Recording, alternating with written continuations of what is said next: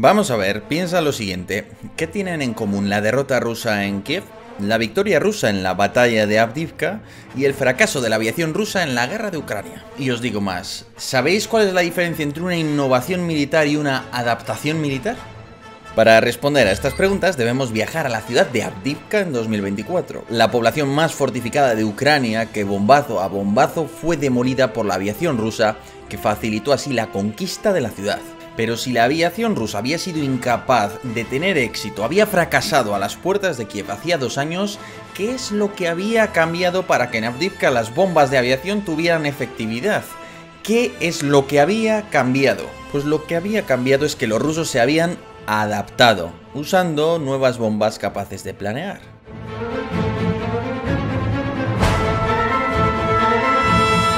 Sí, pero es que este tipo de bombas ya existían cuando empezó la guerra, cuando Rusia inició la invasión. Entonces, ¿por qué no las utilizaron entonces? ¿Qué ha pasado? Bueno, pues todas esas preguntas las vamos a responder a la vez que os cuento toda la historia del desarrollo de este tipo de ingenios muy interesantes por Rusia en el último año, en el año 2023. Así que yo soy Yago Rodríguez, bienvenidos a todos los interesados en asuntos militares en español, como no podía ser de otra manera, y ahora, ¡comencemos!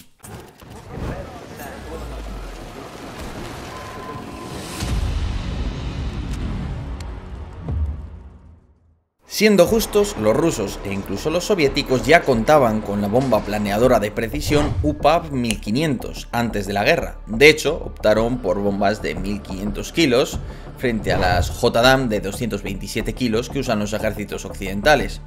¿Y por qué esta diferencia de poder explosivo en sus respectivas bombas planeadoras?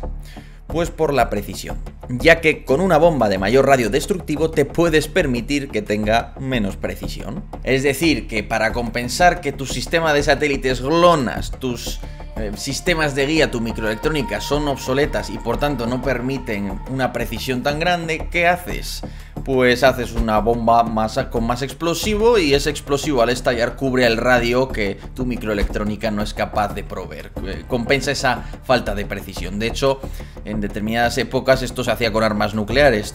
Tus misiles no son muy precisos, pero como lleva una cabeza nuclear, pues aunque falle por 1 kilómetro da igual. Ahora bien, durante la batalla de Kiev, la aviación rusa sufrió su famosa Semana Negra, cuando una treintena de cazas y helicópteros fueron derribados en solo 2 semanas, lo que forzó un cambio inmediato en las tácticas, que para evitar los misiles antiaéreos ucranianos adoptaron tácticas de ataque a tierra muy conservadoras y poco eficaces.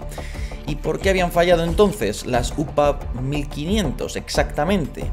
Técnicamente no habían fallado, es decir, el plan A ruso era tener superioridad aérea durante las primeras 24 o 48 horas para poder dar el golpe, entrar en Kiev y se acabó la guerra. Entonces, esas primeras 24 horas por lo menos sí las proveyó la Fuerza Aérea Rusa y sí lanzaron ataques de precisión que en mayor o menor medida sí fueron eficaces. El problema vino después, el problema vino cuando se cambió a una campaña muy distinta, a una guerra de alta intensidad casi sin darse cuenta. Y el problema fundamental es que no había suficientes bombas planeadoras. Es decir, que el arsenal de misiles y bombas planeadoras lanzadas desde aviones era demasiado escasa y la innovación militar había fallado a la hora de producir municiones baratas y masivas. Así que a los rusos solo les quedaba adaptarse. Exacto, la innovación militar se produce en el periodo anterior de la guerra. Si hubiera sido una innovación se tendría que haber efectuado antes de la guerra y haber dispuesto de un tipo de bomba planeadora barato y numeroso. No se hizo y entonces surgió la adaptación. La adaptación es una reacción a la situación de guerra. En el fondo es una innovación en periodo bélico. Y ahí es cuando hemos visto cómo han reaccionado de verdad los rusos. Han tenido que adaptarse ante la falta, la escasez de municiones guiadas de precisión y de alcance extendido.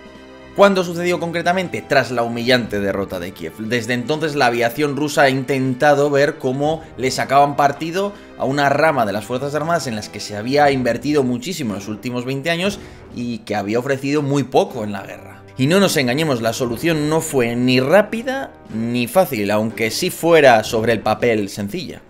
La misión de abaratar el coste de las municiones tácticas de largo alcance fue encomendada a Tactical Missiles Corporation, una sociedad anónima de propiedad estatal que cuenta con más de 50.000 trabajadores, que está situada a las afueras de Moscú, cerca de la ciudad de la electrónica de los soviéticos, Zelenogrado, y es responsable del desarrollo de toda clase de proyectiles tácticos en Rusia. Y pese a la obsolescencia y a la ineficiencia por trabajador medio de la industria de defensa rusa en comparación con otras, hay que admitir que tener una industria estatal en tiempos de guerra te salva la vida. Y de hecho podemos decir que esa capacidad que mantenía el Estado ruso le ha salvado la vida. Así que la solución presentada por Tactical Missiles Corporation fue el Kit UMPK, que significa Módulo Unificado de Corrección y Planeo.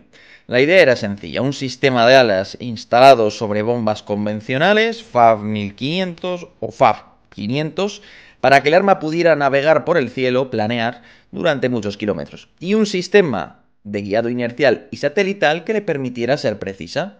La parte clave era que con el kit se podrían adaptar decenas de miles de bombas tontas, que son baratas, imprecisas y antiguas, para cuyo lanzamiento no merece la pena ni siquiera exponer a un caza. Y de esta manera dichas bombas pasarían a convertirse en un arsenal de misiles de largo alcance. Además, Rusia es un gran exportador y refinador incluso de determinadas materias primas, así que titanio fundamentalmente, pero también aluminio aeronáutico a Rusia no le va a faltar. Distinto ya es el asunto de la microelectrónica, donde obviamente están mucho más atrasados.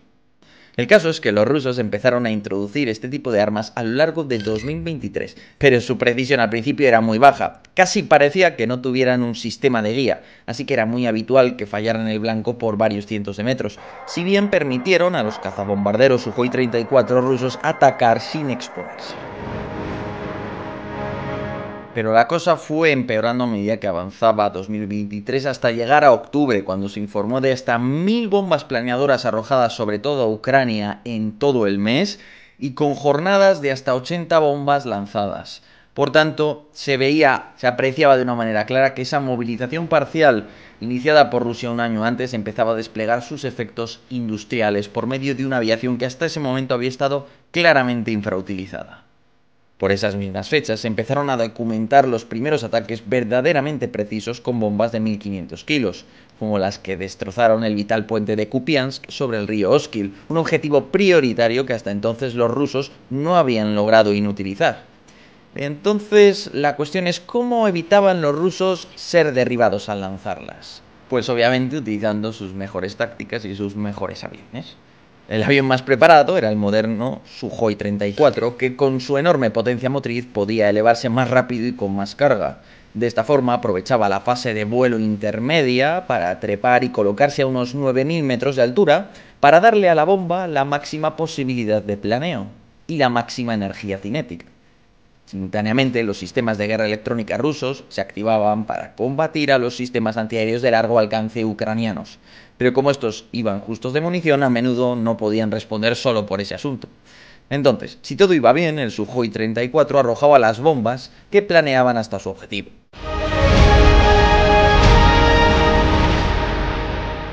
Aunque obviamente los ucranianos como contramedida usaban sobre todo medidas de guerra electrónica. De hecho, ha sido relativamente habitual encontrar fotos de bombas planeadoras que no han estallado, que han tenido algún tipo de problema y que han fallado el blanco. Nuevamente, muy posiblemente en muchos casos debido a las medidas de guerra electrónica.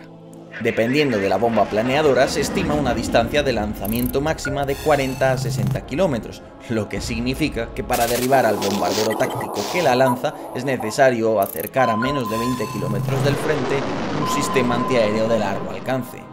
Y eso es justo lo que hicieron los ucranianos, acercaron sistemas antiaéreos de largo alcance, y eso se empezó de hecho a apreciar en la destrucción de sistemas antiaéreos cerca del frente, logrando en este caso la aviación rusa destruir un mayor número que en muchos otros momentos de la guerra. Así que esa es la historia del desarrollo de este tipo de soluciones técnicas.